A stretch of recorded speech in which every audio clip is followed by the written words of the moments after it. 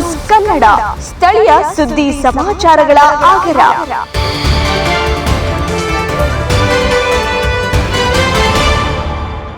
ವೀಕ್ಷಕರೇ, ಪಾರ್ಶ್ವವಾಯು ಅಂದರೆ ಲಕ್ವಾ ಅಥವಾ ಸ್ಟ್ರೋಕ್ ಅಂತ ಏನು ಕರಿತೀವಿ, ಅದು ಬಂದ 4.5 ಗಂಟೆಯಲ್ಲಿ ನ್ಯೂರೋ ಸೆಂಟರ್ ಆಸ್ಪತ್ರೆಗೆ ಭೇಟಿ ನೀಡಿ ಇಂಜೆಕ್ಷನ್ ಪಡೆದರೆ ಅದು ಸಂಪೂರ್ಣವಾಗಿ ವಾಸಿಯಾಗುತ್ತದೆ ಎಂದು ಹೊಸಕೋಟೆ ಟೋಲ್ ಬಳಿ ಇರುವ ಸ್ಪರ್ಶ ಆಸ್ಪತ್ರೆಯ ವೈದ್ಯರಾದ ಡಾಕ್ಟರ್ ವರದರಾಜ್ ಅವರು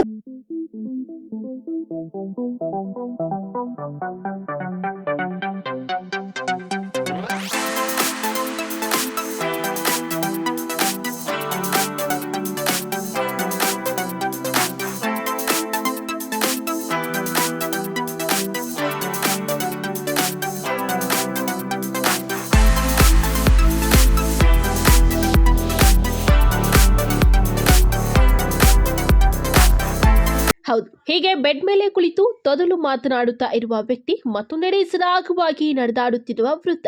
ಇದೆಲ್ಲ ಕಂಡು ಬಂದದ್ದು ಬೆಂಗಳೂರು ಗ್ರಾಮಾಂತರ ಜಿಲ್ಲೆ ಹೊಸಕೋಟೆ ಟೋಲ್ ಬಳಿ ಇರುವ ಸ್ಪರ್ಶ ಆಸ್ಪತ್ರೆಯಲ್ಲಿ. ಹೌದು, ಇಲ್ಲಿರುವ ವೈದ್ಯರಾದ ಡಾಕ್ಟರ್ ವರದರಾಜ್ ಅವರು ಅದೆಷ್ಟೋ ಜನರಿಗೆ ಪಾರ್ಶ್ವವಾಯು ಕಾಯಿಲೆಯನ್ನ ವಾಸಿ ಮಾಡಿ ಕಳುಹಿಸಿದ್ದು ಮನೆ ಮನೆ ಮಾತಾಗಿದ್ದಾರೆ. ಈಗ ಚನ್ನಪಟ್ಟಣ ತಾಲೂಕಿನ ಪುಟ್ಟೇನದೊಡ್ಡಿಯಿಂದ ಸ್ಟ್ರೋಕ್ ಬಂದಿದ್ದ ವ್ಯಕ್ತಿಯನ್ನ 5 ಗಂಟೆಗಳಲ್ಲಿ ಹೊಸಕೋಟೆ ಸ್ಪರ್ಶ ಆಸ್ಪತ್ರೆಗೆ ಕರೆತಂದಿದ್ದು ಅಲ್ಲಿನ ವೈದ್ಯರಾದ ಡಾಕ್ಟರ್ ವರದರಾಜ್ ಅವರು ಚಿಕಿತ್ಸೆ ನೀಡಿ 24 ಗಂಟೆಯಲ್ಲಿಯೇ ಗುಣಪಡಿಸಿದ ಹಿನ್ನೆಲೆ ರೋಗಿಯ ಸಂಬಂಧಿಕರು ಸಂತಸ ಹಂಚಿಕೊಂಡಿದ್ದಾರೆ. ನಾವು ಚನ್ನಪಟ್ಟಣ ತಾಲೂಕು ಪುಟ್ಟೇನದೊಡ್ಡಿಯಿಂದ ಬಂದಿದ್ದೀವಿ ಮತ್ತು ನಮ್ಮ ಮಾವರಿಗೆ ಸ್ಟ್ರೋಕ್ ಆಗಿತ್ತು. ಕಾಲು ಎಡಗೈ ಇದು ಸ್ವಾಧೀನ ಇರಲಿಲ್ಲ.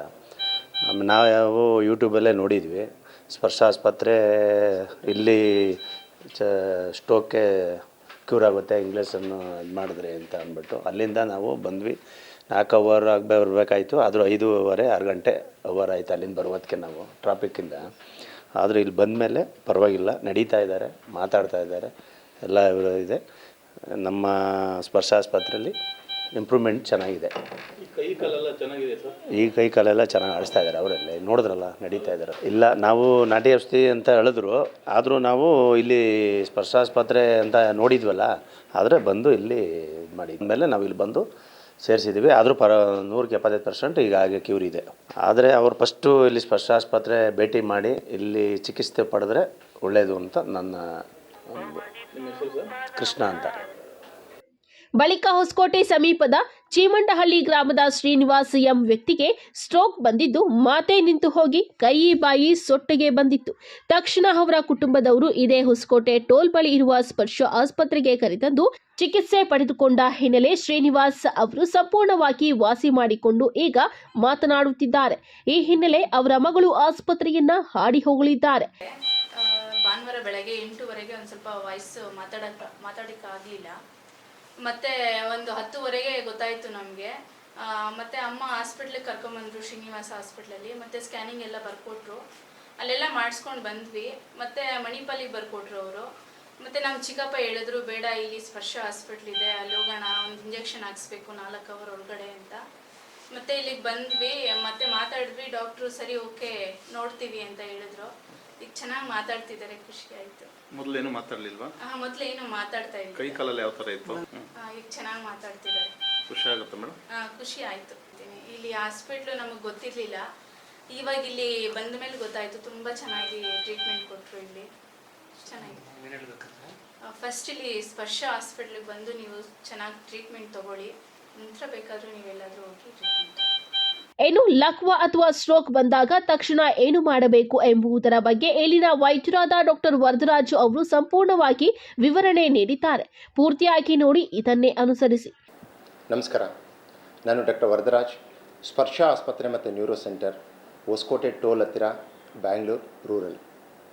ಇವತ್ತಿನ ವಿಶೇಷತೆ ಏನಂದರೆ, ನಾನು ಪಾರ್ಶ್ವವಾಯು ಅಂತ ಏನು ಹೇಳ್ತೀವಿ, ಅಂದರೆ ಮೆದುಳಲ್ಲಿ ಸ್ಟ್ರೋಕ್ ಆಗ್ತಕ್ಕಂಥದ್ದು. ಸೊ ಅದ್ರ ಬಗ್ಗೆ ಮಾತಾಡೋಕ್ಕೆ ಇವತ್ತಿಲ್ಲೆಲ್ಲ ಕೂತಿದ್ದೀವಿ. ಮೊದಲನೇದಾಗಿ ನಾನು ಒಂದನ್ನು ವಿಷಯ ಹೇಳೋಕ್ಕೆ ಇಷ್ಟಪಡ್ತಾನೆ. ಯಾರೇ ಆಗ್ಬೋದು, ಈ ಒಂದು ವಿಡಿಯೋನ ನೋಡಬೇಕಾದ್ರೆ ದಯವಿಟ್ಟು ಪೂರ್ತಿಯಾಗಿ ವಿಡಿಯೋ ನೋಡಿ. ಅದಾದಮೇಲೆ ಅಷ್ಟೇ ನಿಮಗೆ ನಾವೇನು ಮಾಹಿತಿನ ಕೊಟ್ಟಿದ್ದೀನಿ ಅಂತ ಹೇಳಿದ್ಮೇಲೆ ಅದ್ರ ಜೊತೆಗೆ ನೀವು ಕಮೆಂಟ್ ಮಾಡಬೇಕು. ಅದ್ರ ಜೊತೆಗೆ ನೀವು ನಾಲೆಜನ್ನು ಇನ್ನೊಬ್ಬರ ಜೊತೆ ಹಂಚ್ಕೊಳ್ಬೇಕು ಅಂತ ಹೇಳೋಕ್ಕೆ ಇಷ್ಟಪಡ್ತೇನೆ. ಇವತ್ತಿನ ದಿವಸ ನಾನು ಮಾತಾಡ್ತಿರ್ತಕ್ಕಂಥದ್ದು ನಾವು ಇಸ್ಕಿಮಿಕ್ ಸ್ಟ್ರೋಕ್ ಅಂತ ಹೇಳ್ತೀವಿ. ಇಸ್ಕಿಮಿಕ್ ಸ್ಟ್ರೋಕ್ ಅಂತ ಹೇಳಿದ್ರೆ ಮೆದುಳಲ್ಲಿ ರಕ್ತನಾಳದಲ್ಲಿ ರಕ್ತ ಹೆಪ್ಪುಗಟ್ಟಿ ಬ್ಲಾಕ್ ಆಗುತ್ತೆ. ರಕ್ತ ಹೆಪ್ಪುಗಟ್ಟದಲ್ಲಿ ಏನಾಗುತ್ತೆ, ಮುಂದೆ ಇರತಕ್ಕಂಥ ಮೆದುಳಿನ ಭಾಗ ಏನಾಗುತ್ತೆ ಅದೆಲ್ಲ ಸತ್ತೋಗುತ್ತೆ. ಸೊ ಇದನ್ನು ನಾವೇನಂತೀವಿ ಸ್ಟ್ರೋಕ್ ಅಂತ ಕರೀತಕ್ಕಂಥದ್ದು. ಈ ಒಂದು ಸ್ಟ್ರೋಕ್ ಆದಲ್ಲಿ ನಾವು ಏನು ಮಾಡಬೇಕು, ಏನು ಎಚ್ಚರಿಕೆಯನ್ನು ತಗೋಬೇಕು. ಇಲ್ಲಿ ಸ್ಟ್ರೋಕ್ಗಿಂತ ಮುಂಚೆ ಮಾಡ್ತಕ್ಕಂಥದ್ದಲ್ಲ, ಸ್ಟ್ರೋಕ್ ಆಗಿದೆ ಒಬ್ಬ ಮನುಷ್ಯನಿಗೆ. ಈಗ ಬೆಳಗ್ಗೆ ಎದ್ದ ತಕ್ಷಣ ಎದ್ದು ಸ್ವಲ್ಪ ದೂರ ನಡೀತಾರೆ, ಬಿದ್ದು ಹೋಗ್ತಾರೆ, ಕಾಲು ಕೈ ಬರೋದಿಲ್ಲ. ಈಗ ಯಾವುದೋ ಒಂದು ಎಡಗೈ ಎಡಗಾಲಿರ್ಬೋದು, ಇಲ್ಲ ಬಲಗಾಲಿ ಬರ್ತಕ್ಕಂಥದ್ದು, ಇಲ್ಲ ಮುಖ ಒಂದು ಕಡೆ ಹೋಗತಕ್ಕಂಥದ್ದು. ಸೊ ಈ ಥರ, ಇಲ್ಲ ಬಾಯಿ ಬರೋದಿಲ್ಲ ಮಾತಾಡೋದಕ್ಕೆ ಅಂತಕ್ಕಂಥದ್ದು, ಯಾವುದೇ ಒಂದು ಥರ ಪಾಸಿಟಿವ್ ವಾಯು ಅಥವಾ ಕನ್ನಡದಲ್ಲಿ ನಾವೆಲ್ಲ ಏನು ಆಡು ಭಾಷೆಯಲ್ಲಿ ಲಕ್ವ ಅಂತ ಹೇಳ್ತೀವಿ, ಈ ಒಂದು ಲಕ್ಷಣಗಳು ಕಂಡು ಬಂದರೆ ಸೊ ಇಮಿಡಿಯೇಟಾಗಿ ಅವ್ರು ಏನು ಮಾಡಬೇಕು ಅಂತ ಹೇಳಿದ್ರೆ, ಮೊದಲಿಗೆ ಹತ್ತಿರದ ಒಂದು ಆಸ್ಪತ್ರೆಗೆ ಕರ್ಕೊಂಡು ಹೋಗೋದು ಉತ್ತಮ.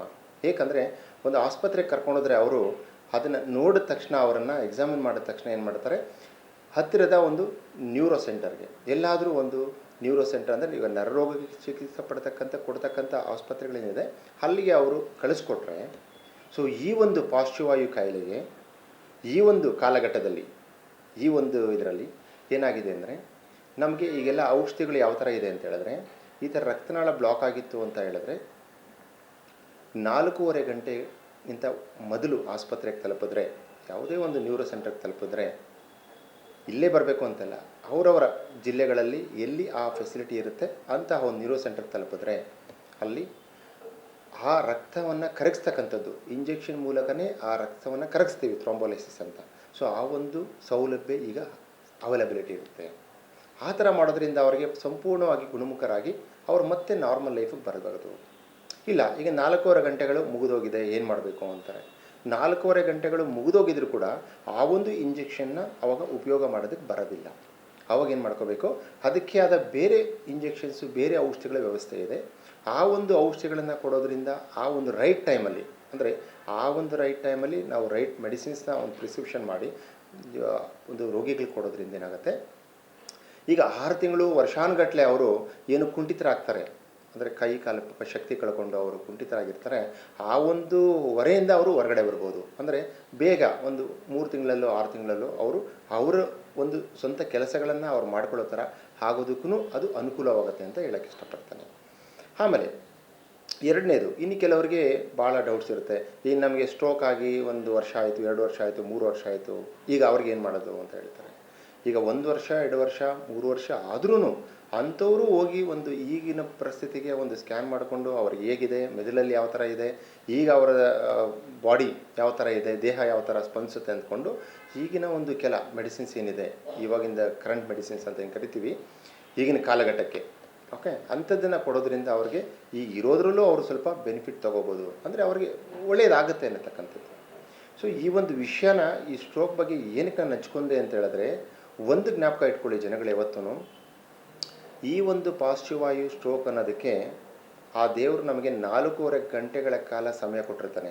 ಯಾವಾಗಲೇ ಸ್ಟ್ರೋಕ್ ಆದ್ರೂ 4.5 ಗಂಟೆಗಳಲ್ಲಿ ನಾವು ರೀಚ್ ಆದರೆ ರಿವರ್ಸಲ್ ಮಾಡ್ಕೋಬೋದು ಅಂತ, ಕಂಪ್ಲೀಟ್ ರಿಕವರಿ ಮಾಡ್ಕೋಬೋದು ಅಂತ. ಅದಾದಮೇಲೆ 24 ಗಂಟೆಗಳಲ್ಲೂ ಮಾಡಿದ್ರು ಕೂಡ ನಮಗೆ ಒಂದು 70-80% ಆದರೂ ರಿಕವರಿ ಮಾಡ್ಕೋಬೋದು ಅನ್ನೋದನ್ನು ಈಗಿನ ಇರಬೇಕಾದ್ರೆ ನೀವು ಜನ ಇವಾಗಲೂ ಏನು ಮಾಡ್ತಾ ಇದ್ದಾರೆ, ಆ ಒಂದು ಉಪಯೋಗ ಪಡ್ಕೊಳ್ಳದೆ, ಆ ಒಂದು ಮೆಡಿಸಿನ್ಸ್ ಸದ್ಬಳಕೆ ಮಾಡ್ಕೊಳ್ಳೋದು ಏನು ಮಾಡ್ತಿದ್ದಾರೆ, ಇವಾಗಲೂ ನಾನು ಔಷಧಿ ಕುಡಿತೀನಿ, ಮದ್ದು ಕುಡಿತೀನಿ ಅಂತ ಹೇಳಿ 1 ದಿನ 2 ದಿನ ಅದೆಲ್ಲ ಮಾಡ್ಕೊಂಡಾದ್ಮೇಲೆ 3ನೇ ದಿನನೂ 4ನೇ ದಿನವೂ ಹಾಸ್ಪಿಟ್ಲಿಗೆ ಬರ್ತಾ ಇದ್ದಾರೆ. ಸೊ ಆ ಒಂದು ಪದ್ಧತಿಯನ್ನು ಬಿಟ್ಟು ಮೊದಲು ಆಸ್ಪತ್ರೆಗೆ ಹೋಗಿ ತೋರಿಸಿ ಅದಕ್ಕೆ ತಕ್ಕಂತೆ ಚಿಕಿತ್ಸೆ ಪಡೆದ ಮೇಲೆ ಅವರವ್ರ ಇಷ್ಟ. ಕೆಲವರು ದೇವಸ್ಥಾನಕ್ಕೆ ಹೋಗ್ತಾರೆ, ಪೂಜೆ ಮಾಡಿಸ್ತಾರೆ, ಮಾಡ್ಕೊಳ್ಳಿ. ಕೆಲವರು ನಾಟಿ ಔಷಧಿ ಕುಡಿತಾನಂತಾರೆ, ಕುಡ್ಕೊಳ್ಳಿ. ಅದು ಯಾವುದು ಪದ್ಧತಿಗಳನ್ನು ನಾವು ಬೇಡ ಅನ್ನಬಾರ್ದು, ಅವ್ರ ಪದ್ಧತಿಗಳು ಅವರು ಕಂಟಿನ್ಯೂ ಮಾಡಲಿ. ಆದರೆ ಮೊದಲು ಆಸ್ಪತ್ರೆಯಲ್ಲಿ ತೋರಿಸ್ಕೊಂಡು ಅವರು ಅದಕ್ಕೆ ಸೂಕ್ತವಾದ ಚಿಕಿತ್ಸೆ ಏನಿದೆ ಅಂತ ತಿಳ್ಕೊಂಡು ಅದನ್ನು ಪಡ್ಕೊಳೋದ್ರಲ್ಲಿ ಅವ್ರಿಗೆ ಬೆನಿಫಿಟ್ ಆಗುತ್ತೆ ಅಂತ ಹೇಳಕ್ಕೆ ನಾನು ಇಷ್ಟಪಡ್ತೇನೆ.